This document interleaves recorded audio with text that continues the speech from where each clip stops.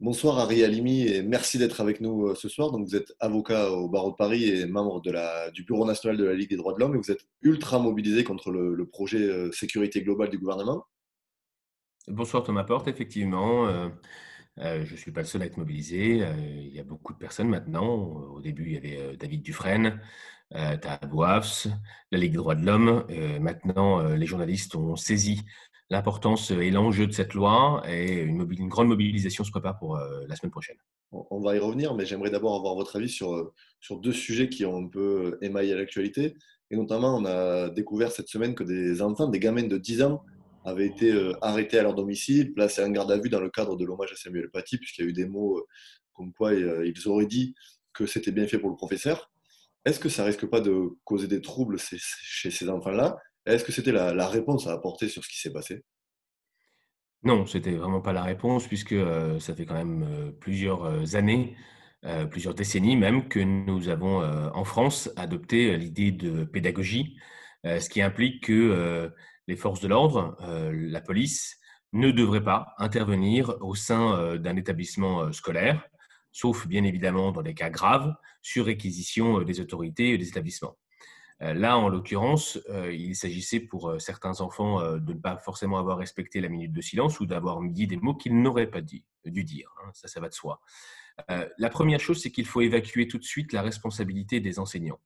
Les enseignants, les professeurs sont au contraire les victimes, double victime, d'abord avec Samuel Paty, bien évidemment, et avec le risque qui pèse maintenant sur les enseignants parce qu'ils font leur œuvre de pédagogie, d'explication de la morale civique, l'explication de ce qu'est la liberté d'expression, ce que faisait d'ailleurs Samuel Paty. Et je rappelle que Samuel Paty et d'autres enseignants du lycée et de l'établissement pardon, dans lequel Samuel Paty exerçait, faisait appel à la Ligue des droits de l'homme chaque année pour justement permettre d'expliquer ce qu'est la discrimination, ce qu'est la liberté d'expression.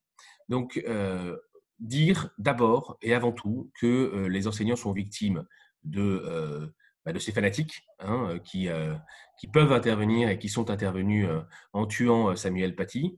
Et puis, ils sont également victimes de ce que fait actuellement le gouvernement, c'est-à-dire faire peser une responsabilité pénale sur des enfants de 10 ans, voire moins, quelquefois, on l'a vu par le passé. Euh, et, euh, et ce ne sont pas les enseignants hein, qui sont responsables. S'ils doivent faire un signalement parce qu'on leur demande de faire un signalement auprès de leur hiérarchie dans l'établissement, ce n'est pas à l'établissement de faire intervenir la police pour ce type de choses. Il doit y avoir un dialogue qui doit s'établir, d'abord entre eh bien, les autorités de l'établissement et les parents, parce que les premiers responsables quand il y a des débordements ou des paroles qui ne doivent pas être dites, ce sont les parents. Et ça doit se faire dans un dialogue au sein de l'établissement scolaire. Donc, bien évidemment, c'est particulièrement dangereux parce que le signe, le symbole que l'on donne aux enfants, aux collégiens, aux lycéens, c'est de dire, eh bien maintenant, ce n'est plus les professeurs ou l'établissement qui règle les problématiques au sein de l'établissement, mais c'est la police. On fait entrer la police dans l'établissement et c'est, je pense, une régression terrible. On voit qu'il y a une judiciarisation et qu'il y a une sécurisation de la société. Il y a eu un autre élément cette semaine, on a vu des lycéens qui sont mobilisés parce qu'ils dénoncent un protocole sanitaire indigent et ils demandent à être protégés. Est-ce que vous êtes surpris par la réponse extrêmement répressive des forces de l'ordre? Malheureusement, non. Parce que ça n'est pas la première fois et il y a une aggravation de la répression des mouvements lycéens. Moi, j'ai assisté d'ailleurs dans plusieurs de mes affaires à cette longue et lente répression qui s'accroît. Je pense bien évidemment aux lycéens du lycée Bergson qui, au cours d'un blocus de lycée, avait pris un uppercut par un fonctionnaire de police. Grâce à la vidéo qui avait été prise ce jour-là, eh bien, le parquet, et d'ailleurs François Molins a rappelé que c'est grâce à ces vidéos qui ont circulé sur les réseaux sociaux, a ouvert une enquête et j'avais défendu ce lycéen et le fonctionnaire de police qui l'avait frappé avait été condamné. Mais ça montre qu'il y avait déjà une répression policière sur les lycéens. On le voit également dans une autre affaire dont je me suis occupé, celle des lycéens de Mantes-la-Jolie, de manière bien plus grave encore et qui touche les quartiers populaires.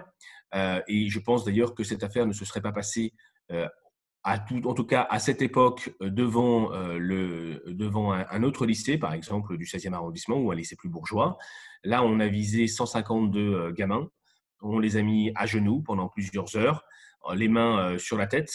Et si vous vous souvenez de cette vidéo qui avait été d'ailleurs prise par le fonctionnaire de police lui-même et qui avait circulé sur les réseaux sociaux par la police elle-même, eh bien, cette phrase terrible, voilà une classe qui se tient sage, c'est la philosophie que cette terrible idée que eh bien, la police va faire respecter maintenant la loi dans les lycées et auprès des lycéens.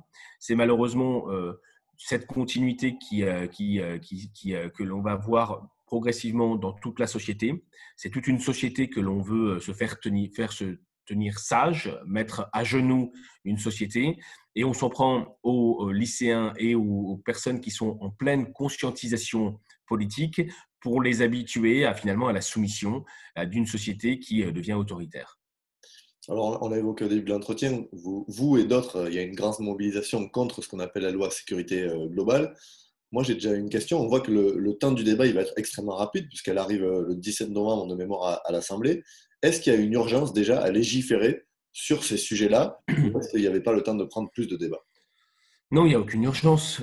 Et même, je pense que c'est regrettable que, en plein état d'urgence sanitaire, alors que nous sommes déjà dans une époque d'exception, d'état d'exception et d'état d'urgence, avec des mesures extrêmement contraignantes, le confinement, une restriction totale des libertés, que de vouloir faire passer une loi encore plus restrictive de liberté. Mais je dis que il n'y a pas d'urgence et je pense même que faire passer une loi avec cette procédure d'urgence à l'Assemblée nationale, c'est également dire aux parlementaires que, eh bien, on ne respecte plus, même si c'est une proposition de loi qui émane de parlementaires, c'est une proposition de loi qui est une promesse de M. Emmanuel Macron. On l'a vu récemment, hein, M. Darmanin a rappelé qu'il s'agissait d'une promesse du président de la République. Donc, ça vient finalement de l'exécutif et ça dit aux parlementaires qu'ils ne sont plus respectés, que le pouvoir législatif n'est plus respecté, que la lenteur et la discussion parlementaire n'est plus respectée. On veut imposer aux parlementaires une loi qui est extrêmement agressive, dans Je- l'urgence. Alors, il y a évidemment, il y a l'article sur la vidéo, mais on va y revenir après. Mais moi, j'ai lu l'exposé des motifs et il est écrit, je lis, que la sécurité privée est un maillon essentiel des continuums de sécurité de ce pays. Est-ce que ce projet de loi, il n'acte pas aussi une privatisation de la sécurité avec tous les dangers que ça peut engendrer derrière? Évidemment, mais c'est encore une fois, c'est un long processus. Il y a eu déjà d'autres précédentes lois auparavant qui ont permis un transfert des compétences du pouvoir régalien qu'est la police, qui est une police centralisée d'ailleurs depuis l'époque de Vichy, hein, puisque la centralisation de la police nationale a commencé sous Vichy. En revanche, cette centralisation, elle a quelque chose finalement de pas si mal, c'est qu'il y a une formation commune. C'est que tous les fonctionnaires de police sont formés à la même école. Et donc, il y a une exigence de formation, même s'il y a pas mal de choses qui sont à contester ou à améliorer, notamment la formation des agents de sécurité, les ADS, qui est trop courte et qui fait qu'on retrouve des ADS avec des armes dans la rue alors qu'ils ont très peu de formation, ce qui aboutit fréquemment à des violences policières importantes parce qu'il y a un manque de formation. Mais il y a quand même quelque chose de plus rassurant à avoir une police formée et centralisée. Quand on transfère les compétences à la police municipale, déjà, on désagrège un petit peu cette centralisation de la formation. Et puis, quand on sait que le mouvement final, c'est finalement de transférer ces pouvoirs régaliens, ce pouvoir régalien de la sécurité à des agents de sécurité, à des sociétés de sécurité privées, eh bien, on se rend compte que ce qu'on disait il y a un petit moment, c'est-à-dire qu'il y avait une privatisation d'un des pouvoirs régaliens les plus importants, est en train d'advenir. Et cette privatisation, ça implique, première chose, d'abord euh, une dispersion des finances publiques, parce que autant le budget de la police par le ministère de l'Intérieur, il est maîtrisé, autant les contrats de sous-traitance qui vont être transmis à des sociétés de sécurité privées, il l'est beaucoup moins et ça va probablement donner lieu à un grand nombre d'abus parce que c'est une manne financière très importante. Ensuite, bien évidemment, la centralisation de l'information ne va plus exister. Les instructions au sein des sociétés de sécurité privées non plus. On va vers une société à l'américaine avec une police privée, locale, voire ultra locale par domaine d'activité, et bien évidemment avec les débordements et la violence que l'on voit dans la société américaine, puisque quand on compare encore aujourd'hui, même si nous avons beaucoup de violences policières en France, le gap entre les violences commises aux États-Unis et celles qu'on a en France est colossal. Donc on est très très loin de la société américaine. En privatisant la police, on américanise la société et donc on accroît le potentiel de violence et de conflictualité. Alors, il y a un article qui a cristallisé un peu la colère et la mobilisation autour de lui. C'est l'article 26 qui interdit ou qui veut interdire la diffusion, si j'ai bien compris, des images de policiers ou de forces de l'ordre. Moi, j'ai deux questions. C'est quoi le danger derrière cette interdiction? Et pourquoi le gouvernement il s'entête à maintenir cet article alors que la Société des journalistes est contre, que le syndicat de la magistrature est contre, que des voix diverses et variées alertent sur ce phénomène-là? Pourquoi il y a un tel entêtement à passer en force? Alors, c'est l'article 24 24, pardon. du texte de la proposition de loi de M. Fauvergue qui prévoit précisément de réprimer pénalement, avec une peine de 1 an d'emprisonnement maximum et de 45 000 € d'amende, le fait de diffuser l'image du visage d'un policier ou de tout élément d'identification de ce policier dans le but de porter atteinte à l'intégrité physique ou psychique du policier. Quand on entend ce texte, on se dit bon, bah, c'est uniquement pour protéger les policiers. Et effectivement, on peut se dire bon, c'est pas mal de protéger les policiers. Effectivement, il faut protéger les policiers parce que ce sont eux qui nous protègent. Mais quand on réfléchit d'abord à l'aspect légal de ce texte et de ce dans quoi il arrive, eh bien, on se rend compte que quand on ouvre le code pénal, eh bien, il y a un certain nombre d'infractions qui sanctionnent très exactement la même chose. On a la provocation à la commission d'un délit ou d'un crime, on a les menaces de délit ou de crime, comme les menaces de mort ou les menaces de commettre tout type de délit.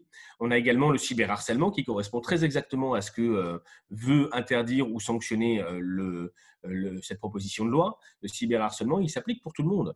Quand on réfléchit d'ailleurs que ces textes peuvent aller jusqu'à 5 ans d'emprisonnement, on se dit qu'on a une répression déjà beaucoup plus importante pour très exactement ce qu'on veut protéger, l'intérêt protégé, c'est-à-dire éventuellement les fonctionnaires de police. Alors pourquoi, en fait, vouloir adopter un texte alors qu'on a déjà suffisamment d'arsenal légal? Eh bien, d'abord, moi, ce que je veux dire, c'est que si on voulait vraiment protéger les policiers, on augmenterait les moyens donnés aux équipes de cybercriminalité pour interpeller ceux qui menacent les fonctionnaires de police, mais pas que d'ailleurs, hein, sur les réseaux sociaux. Ça, c'est la première chose à faire. La deuxième chose, c'est qu'il faut quand même s'interroger sur l'atteinte grave à la liberté de la presse et à la liberté d'informer que ce texte fait peser sur tous les journalistes. Parce que quand on compare et on essaye de faire concilier deux intérêts ensemble, c'est-à-dire la protection de l'intégrité des fonctionnaires de police ou de la gendarmerie et la liberté de la presse, qui peut être atteinte par ce texte, il faut voir s'il y a une proportion ou une disproportion entre les deux atteintes du fait de ce texte. Eh bien, la première chose à voir, c'est de savoir s'il y a vraiment une menace importante, quantitativement. Et à ce jour, on essaye d'obtenir tant des syndicats de police qui sont les promoteurs de ce texte que du ministère de l'Intérieur ou les promoteurs de ce texte, à savoir M. Fauvergue et Mme Toureau, eh bien, ils nous disent qu'ils n'ont pas de chiffres réels sur la réalité de la menace. Ils nous disent qu'ils n'ont pas de dénombré de cas avec des policiers qui ont été menacés après que leur image aurait été diffusée sur les réseaux sociaux. Donc, ce qu'on peut en déduire, c'est que si on n'a pas de cas ou de chiffres, en tout cas, c'est qu'il y a une disproportion manifeste entre la menace réelle et l'atteinte grave à la liberté de la presse. Et ça, c'est particulièrement lourd. Et puis, une dernière chose très importante, c'est que la mise en œuvre pratique de ce texte, on ne l'aperçoit pas forcément tout de suite. Quand on est praticien du droit, on le comprend. C'est quand on dit que ce texte ne s'appliquera que s'il y a effectivement une intention de nuire, une intention malveillante. Oui, mais encore faut-il comprendre la chronologie judiciaire. La chronologie judiciaire, c'est quoi? C'est vous avez un journaliste qui est en train de diffuser en live, comme c'est malheureusement, comme c'est souvent le cas, pardon, dans les manifestations, puisque nous sommes à l'heure du direct aujourd'hui. Et donc, vous avez un policier qui voit un journaliste en train de diffuser, il lui dit: vous êtes en train de porter atteinte à mon image, comme c'est trop souvent le cas également, et c'est ce qui a d'ailleurs expliqué la mort de Cédric Chouviat, qui est mort parce qu'il filmait des policiers. Ce policier peut très bien arrêter le journaliste. Il peut très bien le menotter. Il peut très bien l'emmener en garde à vue et éventuellement l'envoyer devant un tribunal. Et ce n'est qu'après, bien après, que le tribunal décidera si l'infraction est constituée. En attendant, le mal est fait, le journaliste aura été arrêté, il aura dû prendre un avocat et ces images ne seront pas diffusées. Peut-être même que son portable aura été saisi, comme ce fut le cas d'ailleurs pour Taha Bouafs à plusieurs reprises. Voilà le danger de cette loi. C'est une loi où les policiers ne veulent plus être vus en train de commettre des infractions. Et c'est une loi qui s'inscrit aussi dans une globalité de ce texte. Mais je pense que vous allez m'interroger sur le reste des articles concernant notamment la vidéosurveillance, les drones et la centralisation des images. Effectivement, c'était ma question suivante, parce qu'on voit un appel à la généralisation des drones et on va vivre, enfin ce texte, on a l'impression que s'il passe, on va vivre dans une société de quasi-surveillance générale où l'espace privé il n'existera quasiment plus. Qu'est-ce que ça va être, encore une fois, les dangers de multiplier les drones et d'empiéter sur l'espace privé des gens, en fait, parce que c'est ça l'objectif. Ce texte, pour le résumer, c'est le livre de Orwell, 1984, mais en 2020. Nous y sommes réellement. C'est-à-dire qu'avec une proposition de loi qui va passer en urgence, sans véritable concertation, sans que la CNIL, qui est la Commission nationale des informatiques et libertés, qui est là justement pour apprécier les dangers et les garanties à accorder en matière de vie privée et de respect et protection des données personnelles, n'a pas été saisie préalablement à ce texte.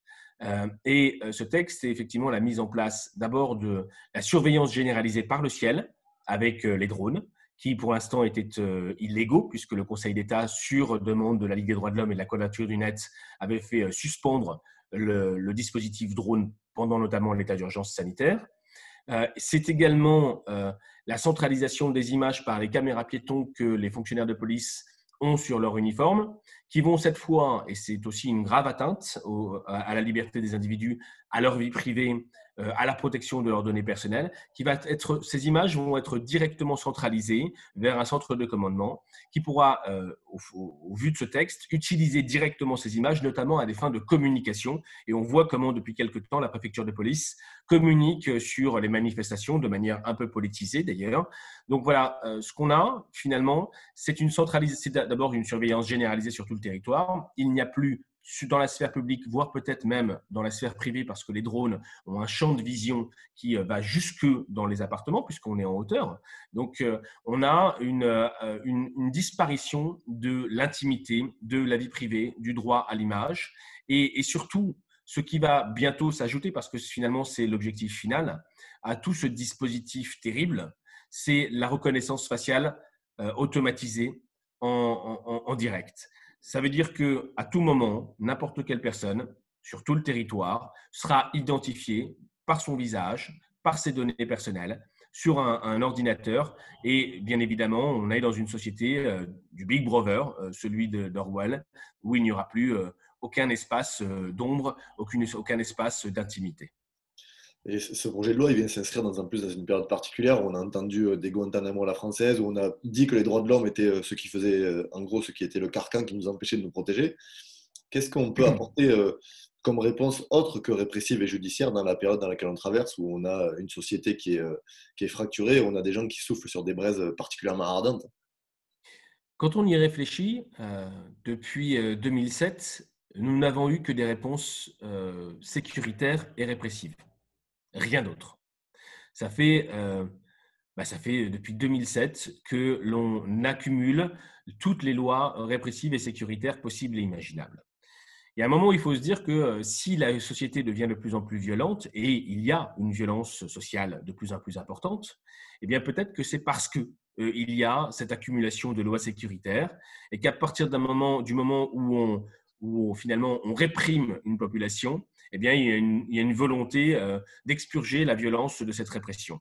Et peut-être qu'il faudrait prendre le contre-pied. J'espère qu'à un moment donné, ceux qui nous gouvernent, ceux qui aspirent à nous gouverner, vont considérer que ce n'est pas en accroissant indéfiniment la violence qu'on va résoudre la violence sociale et que c'est au contraire peut-être en apaisant, en pacifiant la société, en apportant une réponse économique, sociale, pédagogique pour les lycées et pour les collèges, finalement une réponse sociale et humaine, celle que nous avions à une époque, qui permettait à une société de fonctionner correctement. Eh bien peut-être que nous pourrions avoir une société qui tourne mieux avec beaucoup moins de violence dans la rue ou ailleurs.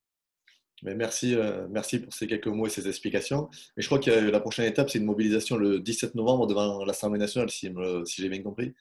C'est exactement ça. Il y a une manifestation, un rassemblement qui se prépare pour le premier jour du débat sur cette PPL à l'Assemblée nationale. Je pense que beaucoup de journalistes seront présents parce que ce sont les premiers visés par ce texte, mais il faut bien comprendre que tout le monde aujourd'hui est visé par cette proposition de loi qui veut transformer définitivement le, la façon de concevoir la vie en commun, la vie en société. Une société où ce seraient les policiers qui surveilleraient en permanence la population, une société où ce serait la police qui ferait la loi, un état de police en définitive. Mais merci, on espère qu'il y aura du monde à cette mobilisation. Merci.